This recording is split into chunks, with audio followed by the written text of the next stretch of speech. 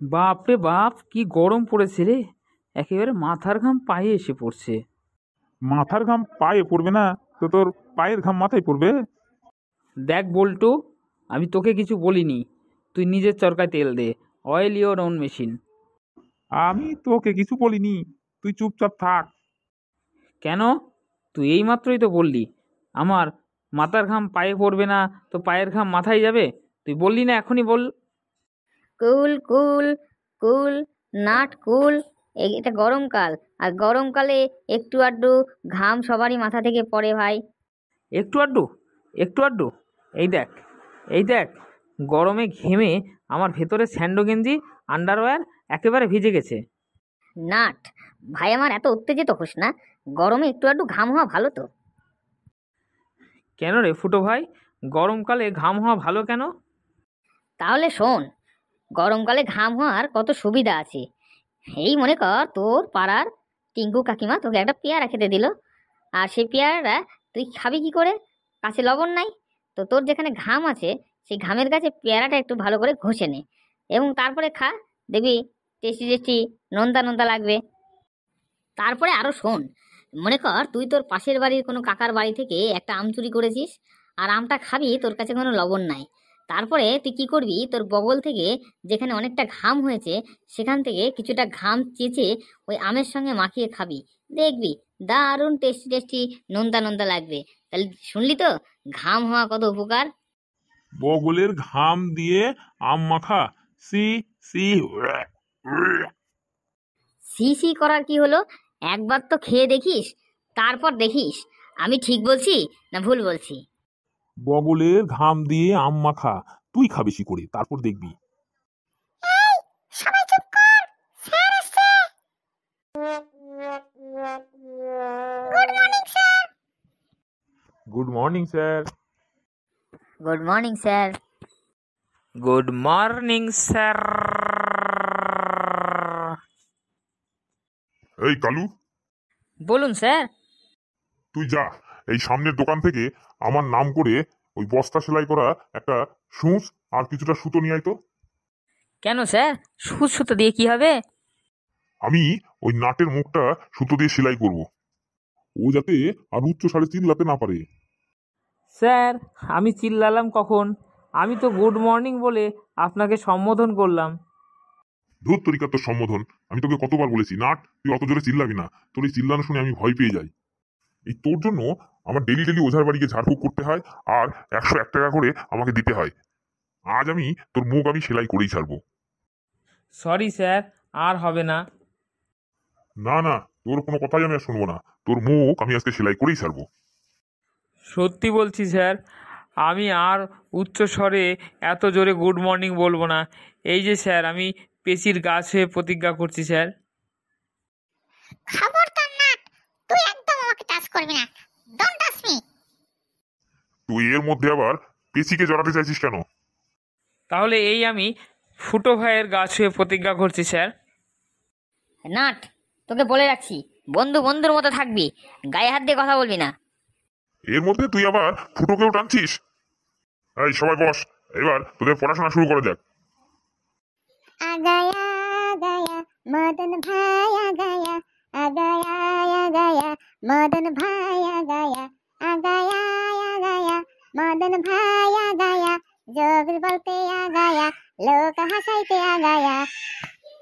আয় আয় মদন, আয়, তোর অপেক্ষাতেই তো বসে আছি। স্যারটা চলে এসেছে বটে। May I come in sir, may I come in দা ভেতরে। এই, কেউ বাইরে থেকে একটা মোটা দেখে ডান্ডা নিয়ে আয় তো। কেন স্যার, ডান্ডা দিয়ে কি হবে বটে? ডান্ডা দিয়ে কি হবে বটে? ডান্ডা দিয়ে আজ তোকে মেরে আমি ঠান্ডা করবো বটে। কেন স্যার, আমি তো এমনিতেই বেশ ঠান্ডা আছি বটে। আবার কেন? এখন কটা বাজে বলতো? কেন স্যার, ঘড়িটা নষ্ট হয়ে গেছে বটে। আবার মুখে মুখে কথা! আজ তো দেরি হলো কেন তো সেটা বল। স্যার, শ্বশুর বাড়ি গিয়েছিলাম জামাই ষষ্ঠী করতে। তুই শ্বশুর বাড়ি গিয়েছিলি জামাই ষষ্ঠী করতে? মানে তোর আবার বিয়ে হলো কবে? স্যার, আমার তো বিয়ে হয় নাই। আমি তো বাবার সঙ্গে বাবার শ্বশুর বাড়ি গিয়েছিলাম জামাই ষষ্ঠীটা করতে। আমার বাবার বড় বড় ব্যাগ টানার জন্য আমাকে শ্বশুর বাড়িতে নিয়ে যায় বটে। স্যার, মদনের বাবা মদনকে সাথে করে নিয়ে যায় ওই টোটো ভাড়াটা বাঁচানোর জন্য। নাট, তুই মাঝখানে ফোরন কাটিস না। মদন, যা, তুই তো জায়গায় গিয়ে বস। নে পণ্ডিতের দল, এবার পড়া শুরু কর। নিমাই, তুই দাঁড়া। স্যার, ওকে নিমাই বললেন কেন? ওর নাম তো বল্টু। হ্যাঁ জানি জানি, ওই হাবলু মাঝে মাঝে ওদের গাছ থেকে আমাকে নিম পাতা দিয়ে আসে, তাই আমি ওকে আদর করে মাঝে মাঝে নিমাই বলে ডাকি। বল্টু মাঝে মাঝে স্যারকে নিম পাতা দেয় বলে স্যার ওকে আদর করে নিমাই বলে ডাকে। তাহলে নাট, তুই কি বলছিস বল। বলছিলাম কি স্যার, আমাদের বাড়িতে গাছে ভালো জাম হয়েছে, আমি কি কাল সকালে আপনার বাড়িতে কিছু জাম দিয়ে আসবো? স্যার, আমাদের গাছটা তো বড় বড় কালো কালো জাম হয়েছে, আপনাকে প্রতিদিন সকালে আমি কিছু করে জাম দিয়ে আসবো। ঠিক আছে ঠিক আছে, তোরা জাম দিতে চাস দিতে পারিস, কিন্তু মনে রাখিস তোদের কিন্তু জামাই বলে ডাকতে পারবো না, কারণ আমার কোনো মেয়ে নাই রে। নে বল্টু, তুই গাছপালার উপকারিতা সম্পর্কে একটা রচনা বল।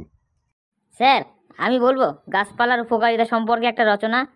ফুটো, তুই চুপ করে বস, তোর যখন সময় হবে তখন বলবি।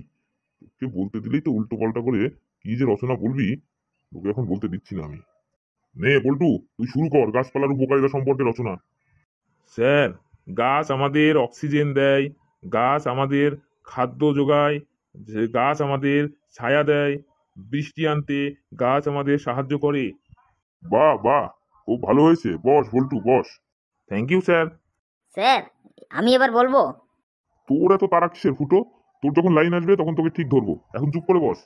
এই পেঁচি, তুই এবার দাঁড়া। স্যার, ফুটো ভাই যখন এত করে বলছে, তাহলে ফুটো ভাইকে আগে ধরুন না। হ্যাঁ স্যার, আমাকে আগে ধরুন, নাহলে আমি সব ভুলে যাব। এ তো আবার উল্টো পাল্টা বলে আমার মাথাটাকে নষ্ট করবে। নে ফুটো, তুই দাঁড়া, তোর যখন এতই তারা তোকেই ধরি। আর পেঁচি, তুই বস। নিন স্যার, ধরুন, কি ধরবেন? নে, তুই বল, মাছ খাওয়ার উপকারিতা সম্পর্কে তুই যা জানিস তাই বল, কিন্তু মনে রাখিস আননেসেসারি কিন্তু কোনো কথা তুই বলবি না। স্যার, মাছ খাওয়ার উপকারিতা সম্পর্কে একটি রচনা বলতে হবে তো? বলছি স্যার। মাছ হলো আমাদের খাদ্য তালিকার একটি অপরিহার্য উপাদান। মাছে প্রচুর পরিমাণে প্রোটিন থাকে, এই জন্যই আমরা সবাই মাছ খাই। কিন্তু আমরা মাছের কাঁটাগুলো খাই না, আর ওই কাঁটাগুলো আমরা বিড়ালকে দিয়ে দিই। বিড়াল মাছের কাঁটা খেতে খুবই ভালোবাসে।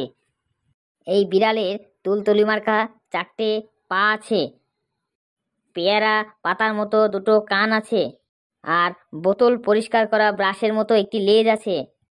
হলুদ রঙের গুলির মতো 2টো চোখ আছে। করাতের মতো ধারালো 30টা দাঁত আছে। 4টে পায়ের প্রতিটা আঙুলে মাছ ধরা বড়শির মতো বাঁকানো নখ আছে। মুখে চিংড়ি মাছের মতো সরু সরু গোঁফ আছে।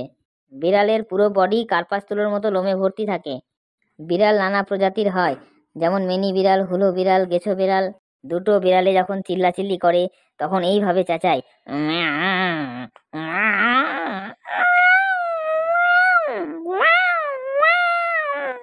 স্যার, কেমন লাগলো মাছ খাওয়ার উপকারিতাগুলো? তোকে আমি বললাম মাছ খাওয়ার উপকারিতা সম্পর্কে বলতে, আর তুই বিড়ালের সম্পর্কে বলে দিলি। স্যার, বিড়াল তো মাছের কাঁটাই খায়। আজ মনে হয় ফুটো ভাইকে বিড়ালে ধরেছে। আজ সবকিছু বিড়াল দিয়েই চালাইবে বটে। ফুটো, তুই আজকে আম নিয়ে একটা রচনা বলতো, আম নিয়েই বলবি।